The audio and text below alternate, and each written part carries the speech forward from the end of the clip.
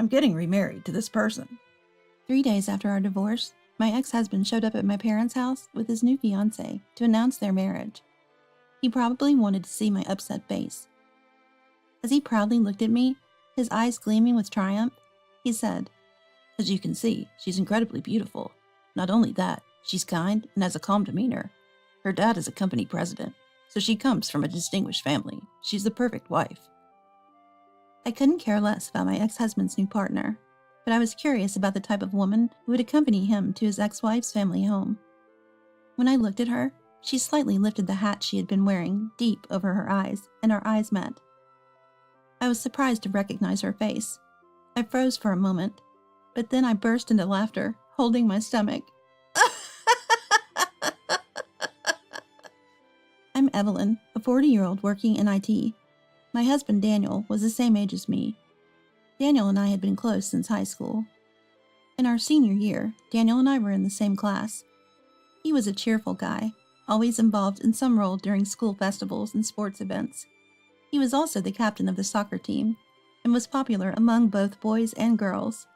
On the other hand, I was not the type to actively participate in events and preferred reading books, being a shy person. Despite our differences, we ended up attending the same college and were in the same department. He said to me, You're Evelyn, right? We're at the same university. Do you live nearby? What department are you in? Have you made any friends? As I never had male friends before, I was overwhelmed by him and fell silent. But he kept talking to me, and gradually I was able to converse with him, and we naturally became close. Daniel has always been a bit naive. For example, I've been scouted. I'm thinking of joining an agency. When he told me this, I checked the business card he had, and it was a suspicious-looking agency. When I asked, Are you sure about this agency? I can't find it anywhere online, he said. It's fine, but they're asking for a $5,000 joining fee, and I don't have that kind of money. He was on the verge of falling for an obvious scam.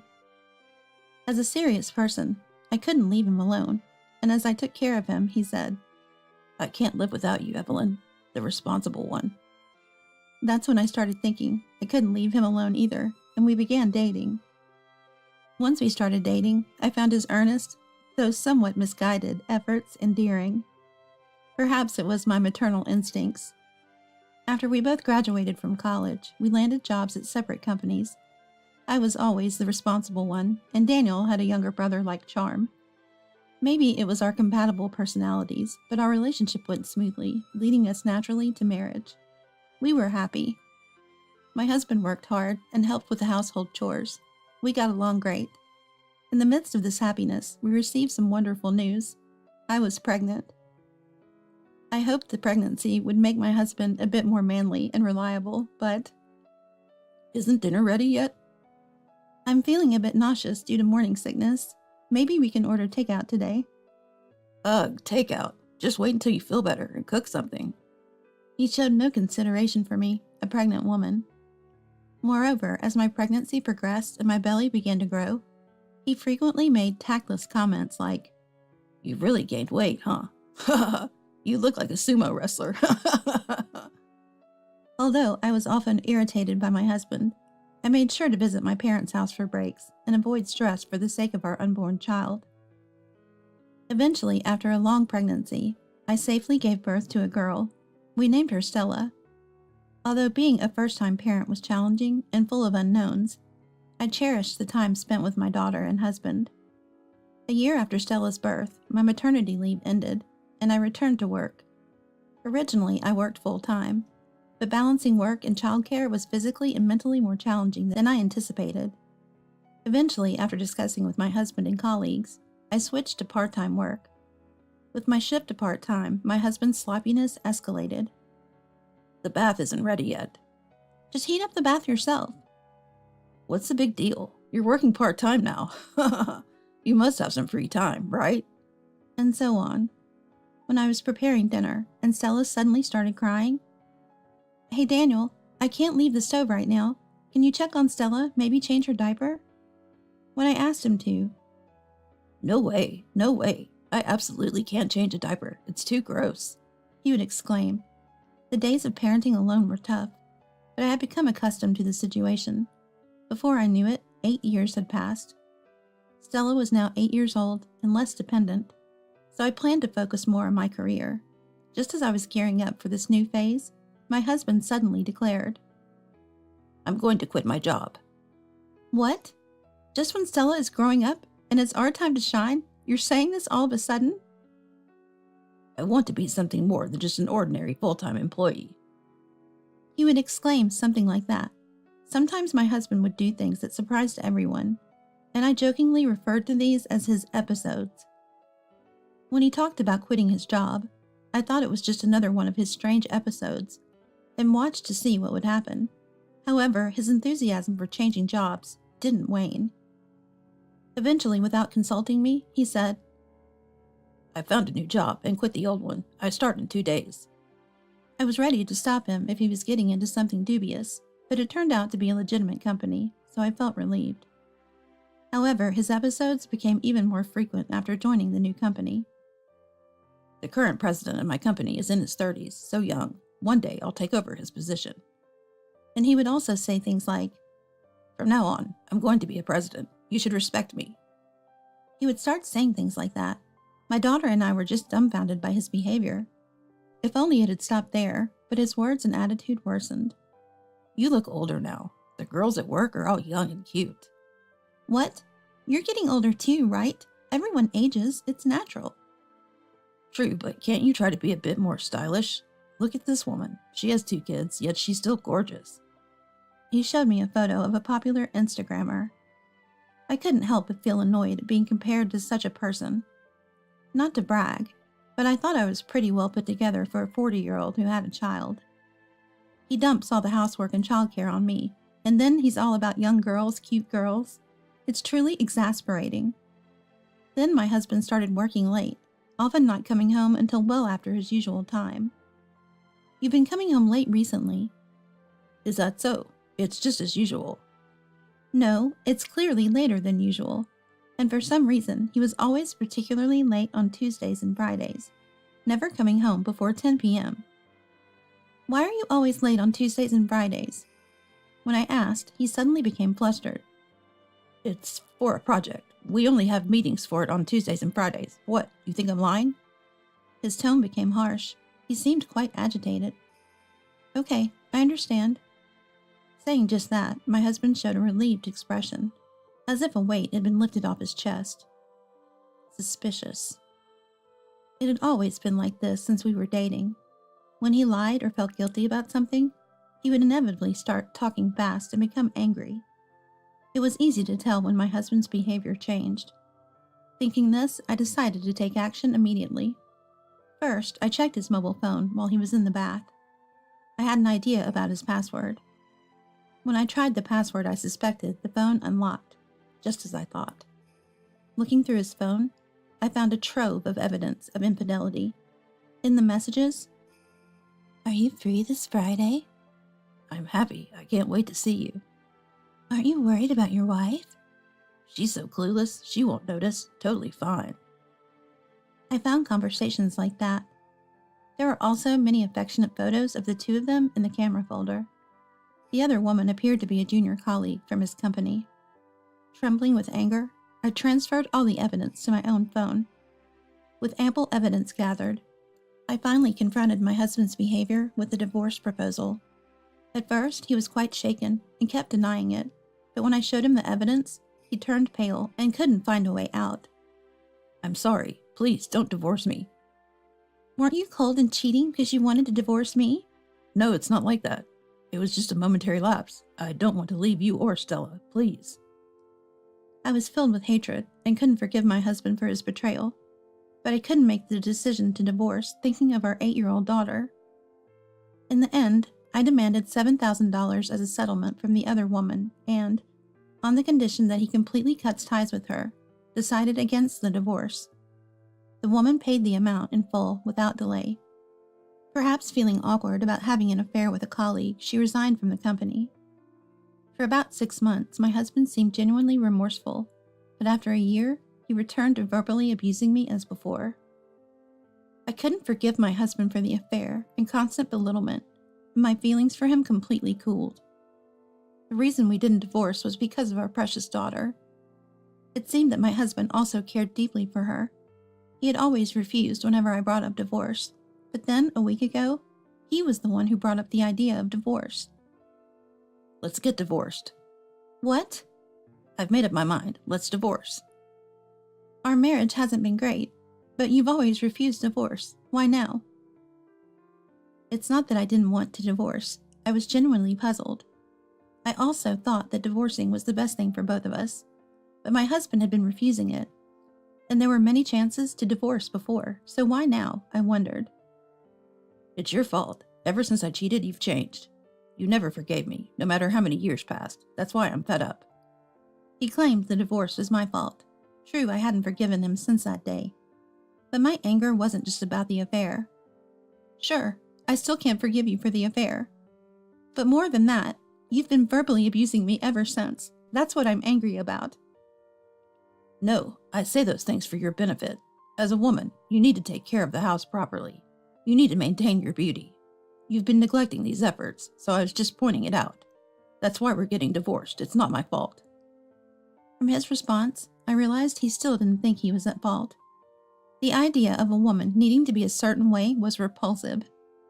I repeatedly told him he was also responsible, but he wouldn't listen. Eventually, he insisted. It's not my fault. Understand that. So there won't be any alimony or distribution of property. Remember that. He emphasized this point. Ah, I see. He was determined to be the one initiating the divorce and insistently claimed it was my fault.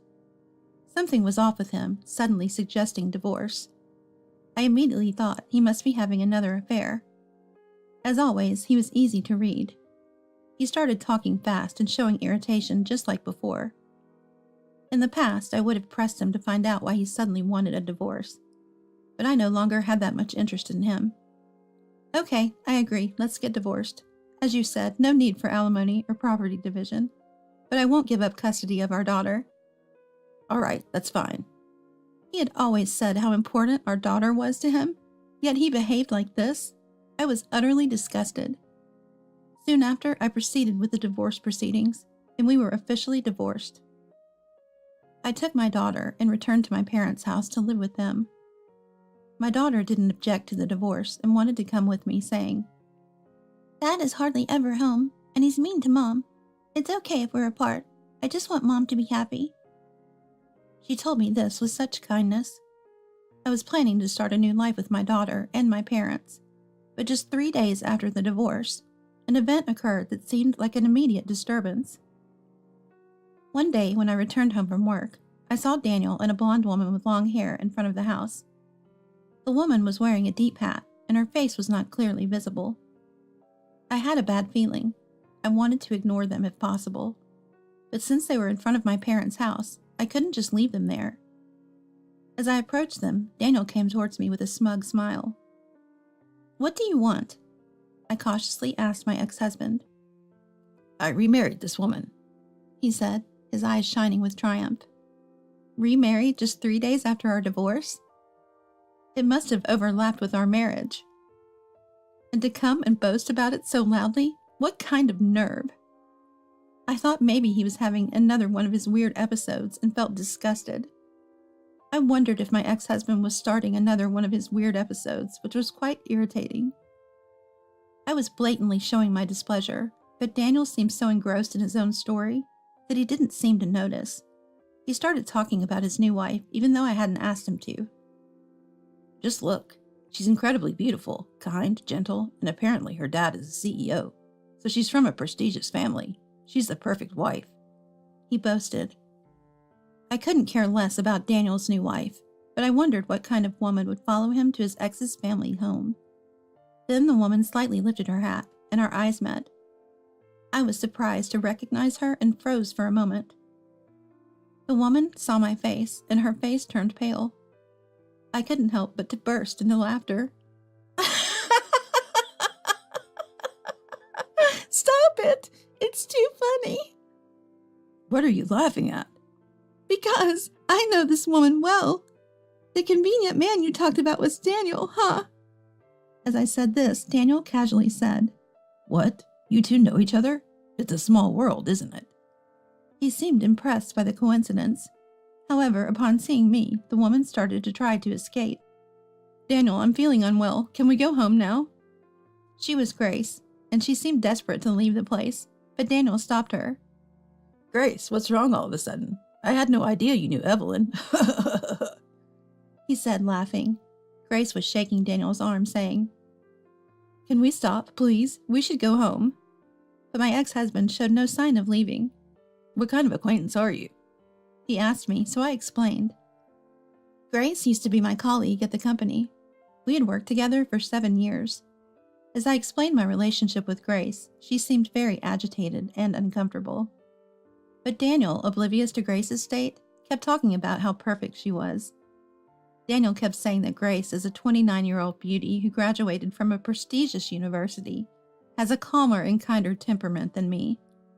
Furthermore, he repeatedly mentioned that she's a great cook, a CEO's daughter, and the perfect wife. Good thing I divorced you. Sorry I got all the happiness, huh? He said sarcastically. Wow, she sounds amazing, I replied, but I couldn't stop grinning. Daniel was getting irritated seeing me not crying or showing regret, just grinning. Why are you laughing? You should be more upset. Cry and wail. Or is it because my new wife is so perfect that you're speechless? Ah, I see. He came to show off his new wife, probably wanting to see me upset, but I felt neither envy nor regret. I had no feelings for my ex-husband anymore, and I didn't care where or with whom he remarried. The fact that his new wife was Grace was just too funny. Seeing Grace turn pale, I decided it was time to reveal her true identity to Daniel. Sorry. I was just surprised that you married Grace. I guess Grace was famous at your company too, huh? For being beautiful and high spec? A woman like that marrying me, of course, you're shocked. Yes, she was famous, I said. Then Grace glared at me fiercely and said, Don't say anything unnecessary. She looked at me with such an expression. Grace, you said you were having an affair with a married man before you left the company, but I'm shocked it was Daniel.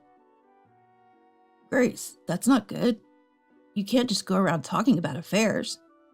Daniel was momentarily taken aback when his affair before our divorce came to light, but he quickly became defiant. Typical of my foolish husband. He seemed to be under the mistaken impression that he couldn't be sued for alimony since we were already divorced. Since Daniel seemed to be so enamored with Grace, I decided to tell him more about her. Grace was promoted quickly at the company, maybe because she was involved with the CEO. Hey. When was it? You said loudly during lunch break that all men are just wallets, right? It's easy to hook them by selling your body? What? You were basically sleeping around with the bosses for promotions and money, right? You were known as a bitch among the employees, weren't you? That's a lie. You must be mistaken. Right, but getting involved with the CEO was a mistake. His wife found out about the affair and demanded a huge settlement. Eventually, you were fired by the CEO's wife's decision, right? Stop it. Don't just make things up. It's not true, Daniel. She's just saying this because she's jealous of us. Grace was desperately trying to convince Daniel. Then, can you call this a lie? I showed them photos on my mobile phone. The photo showed Grace when she was drunk. It was a video from a karaoke session at the second part of the company's year-end party. Men are all just wallets. Just buy ready-made meals and plate them, and they'll think you're a great cook. Just take off a little, and they'll pay right away. I can even pay off my debts with this. Grace, holding the mic and having a blast. I wonder where her calm personality went. Grace, were all the meals you cooked just ready-made dishes? And what about these debts? Yes, Grace had a lot of debt. Debts from her affairs with married men. A panicking Daniel asked Grace for an explanation, but she fell silent. And Grace, you're not 29, you're 38. You're 2 years younger than me. Grace had also lied about her age. Indeed, she looked pretty and young, thanks to the money from men used for Botox and plastic surgery. But claiming to be 29 was too much. I couldn't help but laugh at Daniel's lack of judgment in women. Ah, and she's not a CEO's daughter. Grace's dad works in a factory. So that's why she never introduced her family to me. It's all lies. Grace, is there anything true in what you said? Daniel, red with anger, confronted Grace. I'm sorry. It's impressive how she piled up so many lies. Daniel, too, is questionable for not noticing any of it. Typical of him. He must have judged solely based on youth and beauty, never really seeing what's inside. That's the kind of person he is. He was in shock to learn that the perfect Grace he thought he knew was all lies. Daniel and Grace had met about 6 months ago, with her saying, I found a good man, even though he's married. They met at a bar where people sit together randomly. I wonder about my ex-husband going to such places while married. Grace targeted my ex-husband because he had told her, I work for a major company and have a good salary. Hearing this, Grace saw Daniel as a good catch. Even though she knew he was married, seeing the ring on his left ring finger, she must have thought she could pay off her debts with Daniel's money. Before long, Daniel started saying he wanted to divorce his wife and remarry Grace, believing that if they divorced now, he wouldn't have to pay alimony, and with his income, they could live well. So she decided to marry him. Daniel decided to leave his beloved daughter for the younger Grace, thinking he could have more children with her. Daniel, looking at the apologetic Grace with contempt, said, It's impossible after so many lies. It's just impossible. He shouted that. I wondered which face he was talking with. It wasn't just Grace who had been lying. Daniel, you don't work for a major company, do you? And you're earning more than me? Good one. You earn less than me. That's a flustered ex-husband. Knowing Daniel's lies, Grace became furious. What? You're kidding me.